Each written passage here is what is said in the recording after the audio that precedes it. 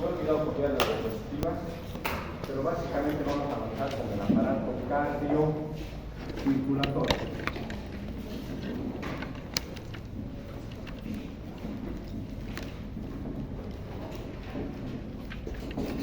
Si bien ustedes ya saben que la sangre que está formada por elementos formes y por plasma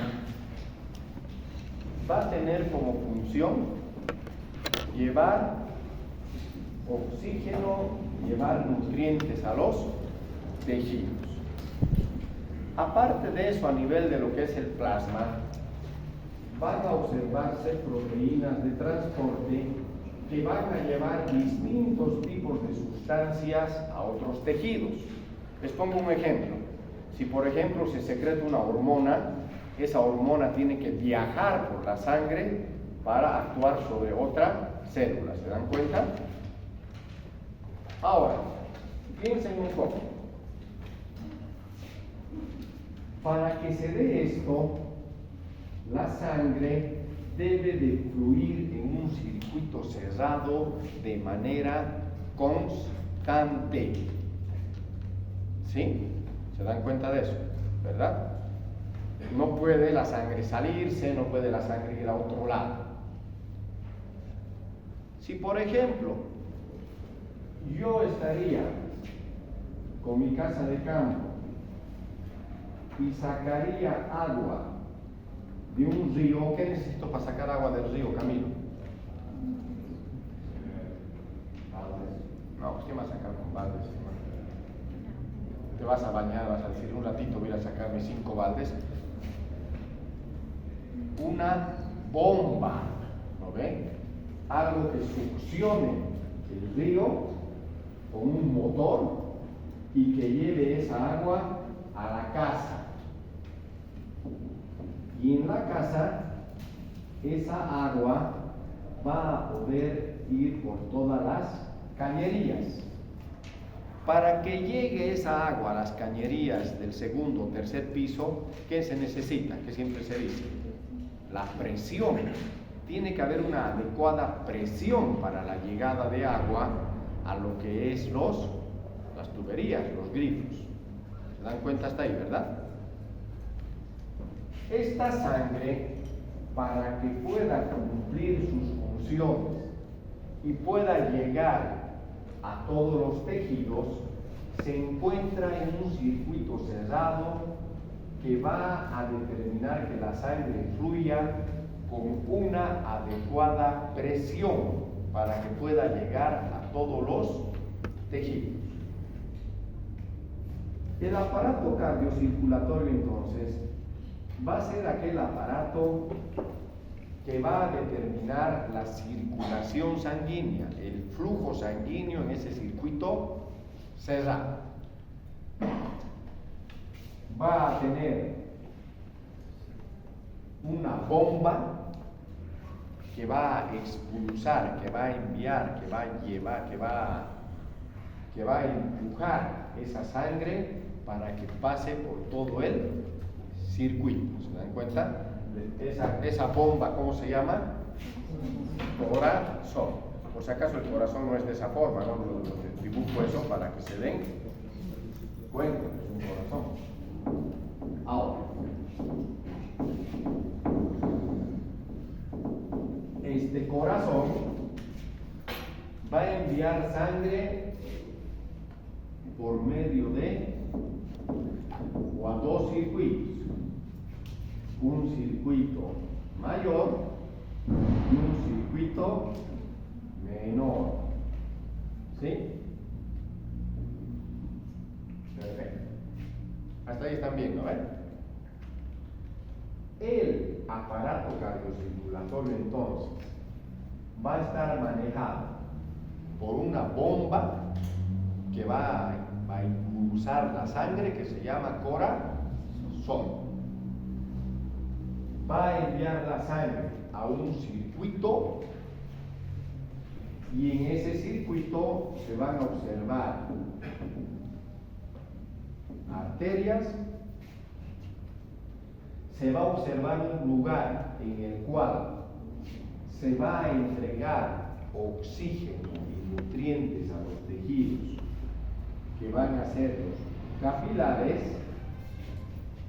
y otro sistema de tubos que se llaman venas, que van a llevar la sangre de los tejidos al corazón. ¿Sí? Hasta ahí también, ¿verdad?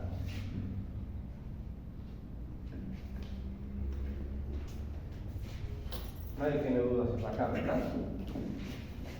Ah, no sé por cuál empezamos. ¿Por cuál empezamos, Eduardo? Por las... ¿O por el corazón? por el corazón. No sé, por cualquiera. A ver. El corazón va a estar formado por 4 cámaras, o sea, 4 espacios. Estos espacios van a estar comunicados entre sí.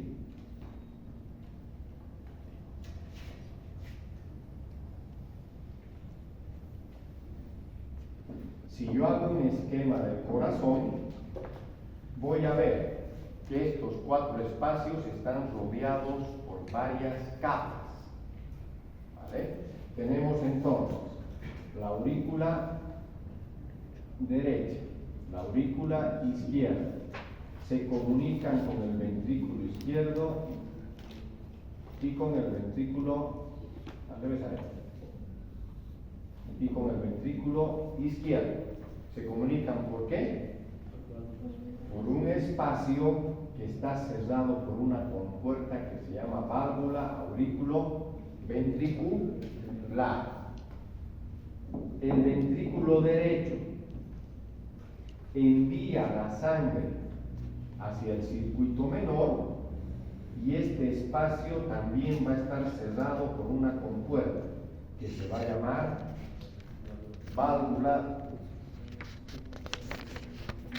ventricular derecha o pulmonar. Y esto igual va a enviar la sangre a lo que es la arteria aorta, igual va a presentar una válvula.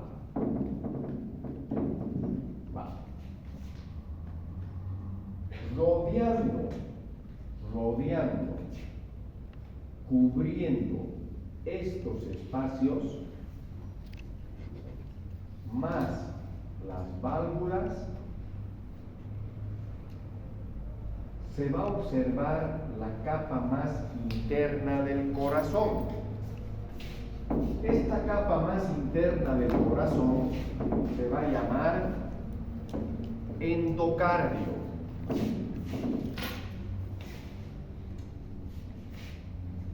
El endocardio va a estar formado por un epitelio plano simple. ¿Cómo se llama el epitelio plano simple que recubre los vasos sanguíneos, Carolina? Los vasos sanguíneos. Endotelio. ¿Sí? Entonces, lo que va a estar en contacto con la sangre de estas cavidades va a ser lo mismo que está en contacto con la sangre en los vasos sanguíneos. Va a ser el endotelio. El endotelio, si ustedes se acuerdan, es una capa de células aplanadas que son muy delgadas, pero al mismo tiempo, al ser anchas, cubre un gran espacio determinando una superficie lisa. ¿Se acuerdan que tiene que ser liso? Hablamos de eso cuando hablamos de endotelio. Por debajo de todo epitelio que hay, Eduarda, tejido conectivo. Entonces, debajo de lo que es el endotelio, va a observarse tejido conectivo que se va a llamar, en este caso, subendocardio. Entonces, el endocardio está formado por un endotelio más el tejido conectivo que se encuentra por este. ¿Sí? Facilito, ¿verdad? Este endocardio nos va a asegurar una superficie lisa por la cual la sangre pueda transcurrir rápidamente. La sangre de estas cavidades van a pasar de la aurícula al ventrículo y del ventrículo a las arterias de manera rítmica y continua, como si fuera un vaso sanguíneo grande. ¿Se dan cuenta? Va. Hasta ahí está bien. ¿Qué pasaría? ¿Qué pasa en los vasos sanguíneos cuando este endotelio se rompe? ¿Qué pasaba, Giovanni? Las plaquetas tenían contacto con el endotelio dando una vibración. Queda expuesto el tejido conectivo determinando activación plaquetaria. ¿Sí? En el caso del corazón, si este endotelio está dañado o es rugoso, puede determinar la formación de coágulos. ¿Y qué pasaría con eso? Los coágulos viajarían y podrían provocar daño en otros órganos. Es lo que pasa, por ejemplo, cuando hay una infección y a nivel de las válvulas crecen una especie de plantas que se llaman vegetaciones. Estas plantas, al ya no ser lisas, determinan formación de coágulos, se puede determinar la muerte del paciente. ¿Se dan cuenta? Entonces el endotelio es la primera capa del corazón que nos asegura una superficie lisa, compacta, continua, que nos asegura que el flujo de sangre sea constante sin la posibilidad de formar coágulos. ¿Qué pasaría si la sangre no tendría un flujo constante? Si se quedaría atrapada acá. Igual podría formar coágulos. Vamos a ver después. La siguiente capa del corazón, la parte del medio, está formada por músculo cardíaco. Toda esta parte de acá es músculo cardíaco y a esto se llama miocardio. ¿Sí? Hasta ahí están bien, ¿verdad? Ahora, ahí vamos a dejar eso ahí. Cubriendo al corazón se observan dos capas. Una capa que cubre todo el corazón, apegándose, adheriéndose al corazón, que se va a llamar pericardio visceral. ¿Por qué visceral? Porque está apegado a la víscera. Y este pericardio está formado por mesotelio más tejido conectivo. ¿Qué tipo de epitelio era el mesotelio? ¿Quién se acuerda? Angelina, ¿qué tipo de tejido era el mesotelio? ¿Qué tipo de tejido epitelial? Plano simple. Entonces acá también yo estoy teniendo una cubierta constante y lisa que me está cubriendo el corazón. Cubriendo al corazón, dejando en este caso un espacio, vamos a tener al pericardio fibroso, que está formado sobre todo por tejido conectivo denso y en su parte interna también mesotelio. Entonces, voy a tener dos capas de mesotelio, una aquí y otra aquí, determinando dos superficies lisas, ¿se dan cuenta? Y aparte, en la parte externa voy a tener tejido conectivo que nos va a determinar protección. Ahora fíjense, yo acá, en medio de estas dos capas, voy a colocar líquido. En este espacio que se llama espacio pericárdico, voy a colocar líquido. Entonces, ¿qué va a pasar con eso? Tengo dos capas lisas y el líquido, o sea que estas dos capas lisas van a poder desplazarse entre sí. Es como si hay alguien que sepa aquí mecánica, cuando hay dos superficies que quieren que estar haciendo esto, se coloca al medio aceite, ¿no ven? En el pericardio se coloca líquido y esto determina que las dos capas puedan desplazarse una en otra. Y eso tiene su razón de ser. Fíjense, el corazón que está acá, nuevamente lo hago así, se contrae y después vuelve a relajarse. Si yo veo esto, el corazón se contrae, se relaja, se contrae, se relaja, y las capas que lo están cubriendo resbalan, determinando que el movimiento del corazón no sea parado. ¿Se dan cuenta? Si no habría estos dos mesotelios y el líquido, para que el corazón se vuelva grande, tendría ahí un freno. Como esto resbala entre sí, las capas van resbalando y el corazón va haciendo esto. Es bien mecánico, ¿se dan cuenta? ¿Qué pasaría, por ejemplo, si yo agarro y coloco en este espacio, para que entiendan esto, no sé, 1 kilo de moco? Sin moco. ¿Qué pasaría? ¿Qué pasaría, Joel?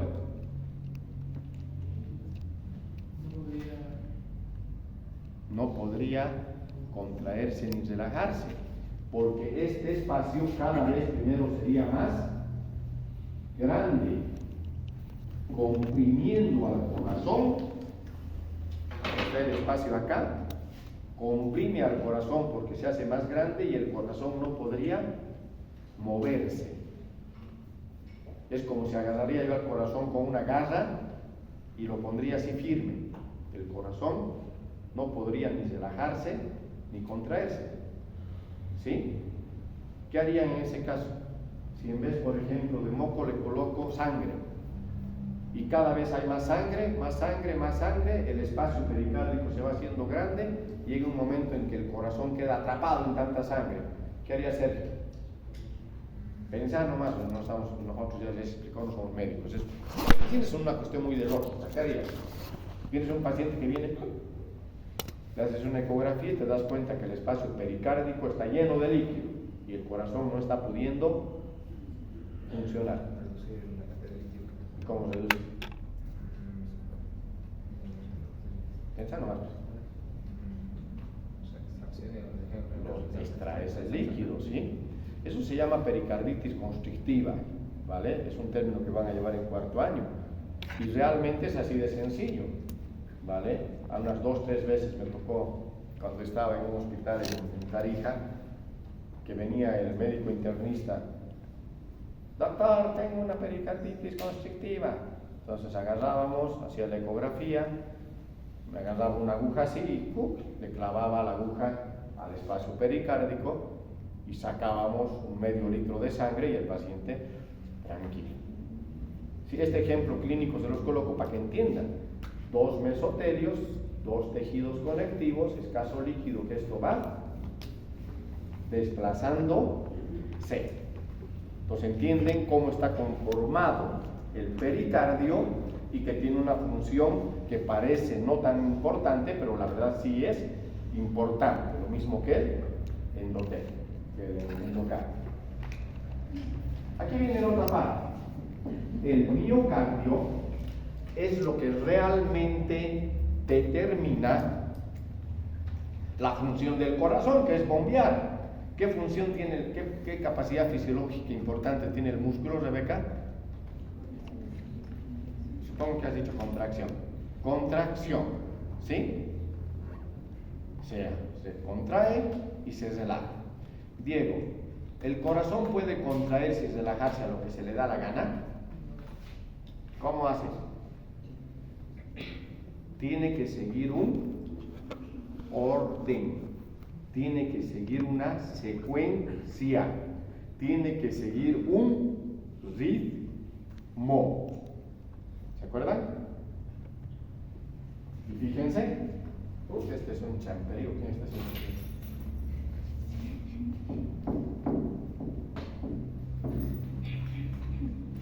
No. Doctor, una pregunta. ¿Y qué pasaría si no habría líquido?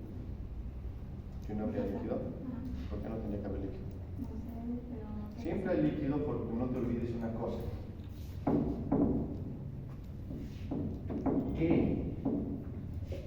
¿Qué funciones tenía el epitelio plano simple? ¿Por qué es plano? Intercambio de sustancias. Entonces, todo lo que es mesotelio, el pericardio, la pleura, el corazón, son epitelios muy delgados que permiten intercambio de sustancias por diferencia de presiones. Entonces, estos mesotelios permiten fácilmente el paso de líquido por simplemente diferencia de presiones. Si quitas líquido aquí y estás determinando que esto se apegue y estás aumentando en ese espacio la presión y eso determina que pase el líquido. Entonces, no existe eso que no hay líquido. Tal vez en los marcianos que hacen. Voy a averiguar con los antiguos astronautas, no sé cómo ellos, capaz ellos tienen el dato. Ya, fíjense. El corazón, para que se contraiga de manera secuencial, siguiendo un orden y de manera rítmica, va a ser controlado por el sistema nervioso autónomo.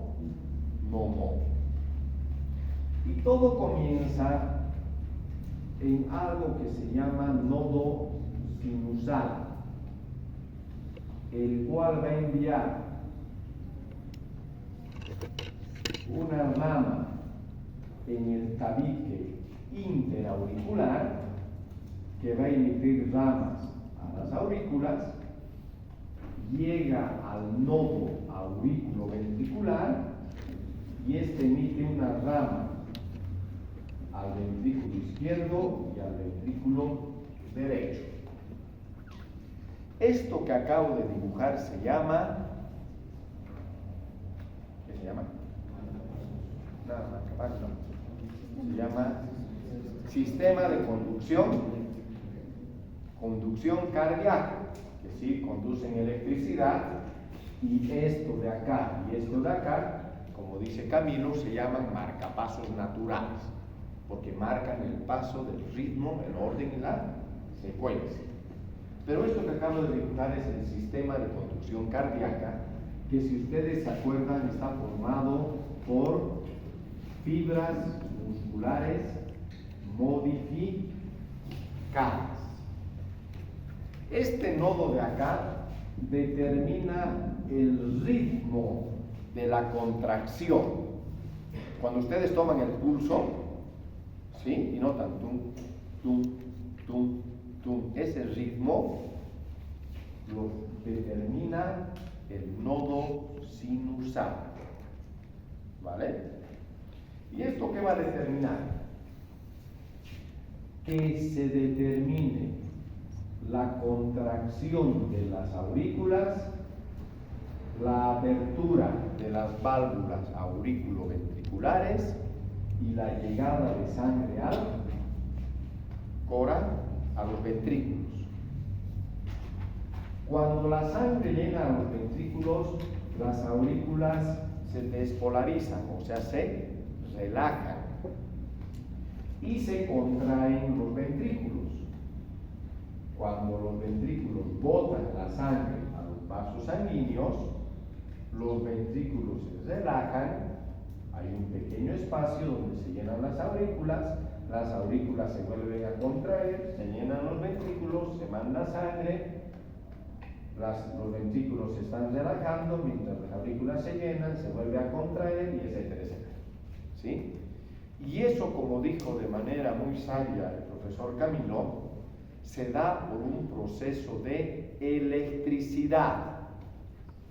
Y si ustedes se acuerdan lo que avanzamos en la anterior clase, lo que es neuronas, eso determina un cambio en la polaridad de la membrana. ¿Sí? Cambia de positivo a negativo. Y ese cambio de positivo a negativo en la membrana, que determinaba en el músculo la salida de calcio. Y la salida de calcio, que determinaba la contracción del sarcómero. Y una vez que esta célula se despolariza, o sea, se le quita la electricidad, ¿qué pasa? El calcio vuelve y el sarcómero se relaja. Entonces, la electricidad va pasando de esta manera, determinando lo que es la contracción y relajación tanto de aurículas y ventrículas de manera secuencial. Ese paso de electricidad puede ser captado. Ahora sí, Camilo, ayúdame. ¿Cómo se capta el paso de la electricidad? Por el corazón. ¿Sí? Como los médicos vemos cómo está pasando la electricidad por el corazón. Mateo. No. El médico, cuando agarra y quiere ver cómo está pasando la electricidad, va a pedir algo que se llama electrocardiograma. Y hemos formado el corazón. Hemos dicho que tiene 3 capas. Una capa interna llamada endocardio, formado por subendocardio y endotelio. Hemos dicho que es importante porque determina un flujo constante y evita la formación de coágulos. Hemos visto que tiene el pericardio, que protege al corazón y permite un adecuado desplazamiento. Y hemos visto que tiene el miocardio, formado por fibras musculares cardíacas, que se contraen gracias a fibras musculares bonificadas que forman el sistema de conducción del corazón. Cuando el médico quiere ver cómo está este proceso de conducción eléctrica, pide algo que se llama electrocardiograma. ¿Sí? ¿Hasta ya han entendido? Y cada vez, fíjense esto, el electrocardiograma tiene una línea. ¿Vale? Cada vez que se da un estímulo eléctrico, ¿qué creen que pase con la línea? Fuerte. Se eleva. Entonces, cuando se da el proceso de paso de electricidad a las aurículas, se eleva formando una montañita. Y esta montañita se conoce como onda P. Después hay un pequeño espacio. ¿Sí? Descansan todos. Ya he mandado la sangre. Como he mandado la sangre, está saliendo la sangre de la aurícula al ventrículo. Y llega la sangre a los ventrículos, y los ventrículos, en este caso, que se tienen un fascículo que se llama Purkinje al medio, y ramas ventriculares, y que son 2, deben de determinar una contracción para enviar la sangre al corazón. Y eso determina 3 ondas. Una onda Q, una onda R, que es la grande, y una onda S. Esto de acá, que se va a llamar complejo QRS, se refiere al momento en el cual está llegando la electricidad a los ventrículos, determinando su contracción. Después hay un descanso y se va a dar un proceso en el cual se vuelven a cargar de electricidad las aurículas y eso forma una onda T. Entonces, ese proceso de conducción eléctrica del corazón se va a ver reflejado en un electrocardiograma que va a formar ondas P, que se refiere a las aurículas, un complejo QRS, que se refiere a lo que es los ventrículos, y un proceso que implica la repolarización, que se vuelve a cargar de energía el corazón, que es el T. ¿Sí? Facilito. El entender para qué sirven o a qué representan estas ondas es importante, porque en el segundo año ya van a llevar de manera más profunda lo que es el electrocardiograma. ¿Sí? Pensaremos. ¿Qué pasará? Todo esto de acá se mide en milisegundos, o sea, se mide en tiempo, y se mide por voltaje, o sea, se mide el voltaje y el tiempo. El voltaje se mide tomando en cuenta de manera vertical y el tiempo de manera horizontal, así en grande. ¿Ya? Ahí están bien, ¿verdad? ¿Qué pasará, por ejemplo, si esta onda P se da así? Viene aquí, viene la onda P, y en vez de tener este espacio de acá, pasa esto.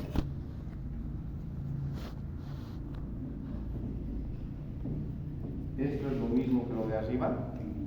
¿Qué ha pasado? Se han reducido los latidos. Ha tardado el impulso eléctrico en pasar de aquí a aquí. Se ha detenido acá. El impulso se ha bloqueado. ¿Sí? Tenía que pasar rápido para llegar al nódulo auriculoventricular, y el marcapaso auriculoventricular, como dice Camilo, determina la contracción de los ventrículos. Pero no ha pasado, se ha quedado acá, se ha enlentecido. Este espacio en el cual el corazón estaba en reposo se ha vuelto mucho más largo, por lo tanto se ha bloqueado el impulso. ¿Se dan cuenta? O sea, esta parte es más un poquito de razonar, porque si ustedes comienzan a razonar va a ser sencillo cuando ya lleven electro de manera más profunda. ¿Qué pasará si esta onda QR, en vez de ser así, se vuelva así?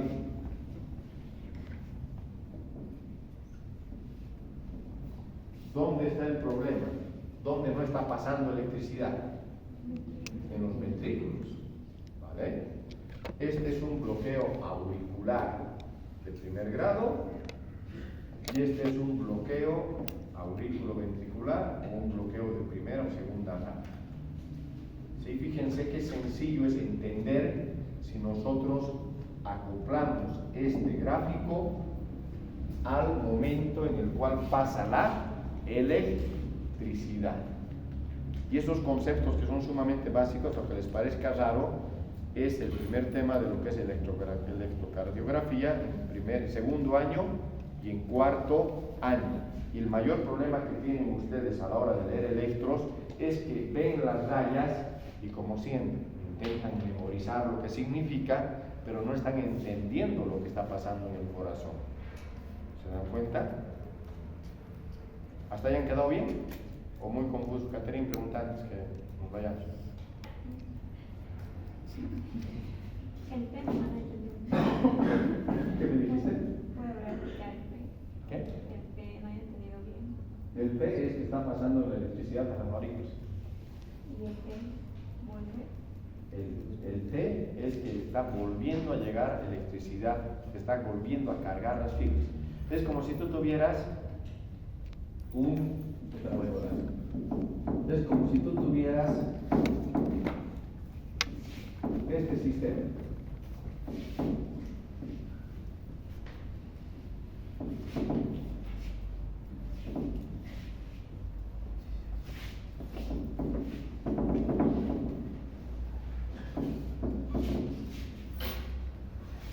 Vas a tener acá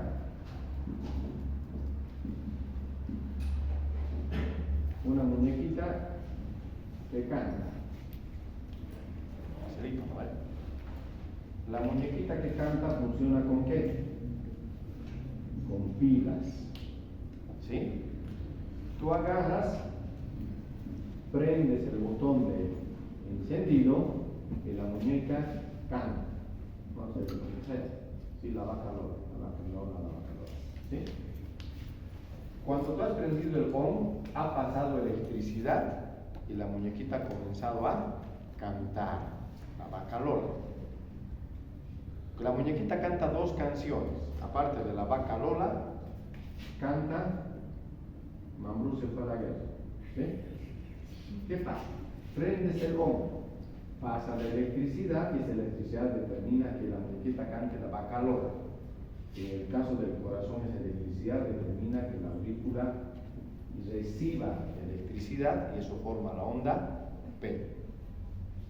La electricidad sigue yendo y estimula al siguiente núcleo de la muñeca y la electricidad canta Mambrú se fue a la guerra y eso en el corazón significa que la electricidad también está en otro lado y determina el complejo QRS. ¿Vale? Muy bien. Después de esto, la muñeca deja de cantar porque ya ha cantado sus dos canciones y en ese momento lo que hace la muñeca es recargarse de electricidad de las pilas para volver a cantar. Ese proceso en el cual el corazón se está recargando forma la onda T. ¿Sí? En el caso de los infartos del corazón, como el músculo y el sistema de conducción se ha cicatrizado, ese proceso es anómalo, por eso hay una alteración en esa zona. ¿Sí? Es así de facilito. ¿Ya? Si que yo sepa, yo no soy cardiólogo. Ahora, bueno, entonces, el día martes, yo voy a traer la charla, volvemos a ver este gráfico.